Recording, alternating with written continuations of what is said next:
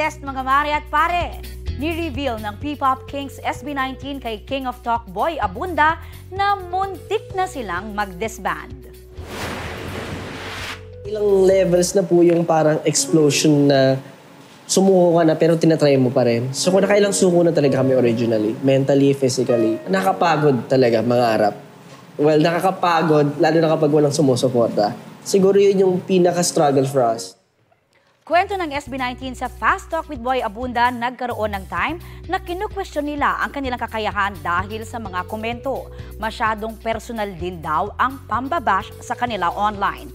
Pero sa parehong taon, kung kailan muntik na silang mag-disband, nagka-turning point ang kanilang career.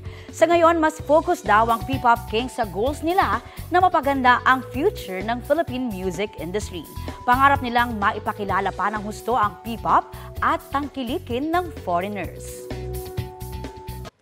Kapuso, para sa mga maiinit na balita, mag-subscribe sa GMA Integrated News sa YouTube.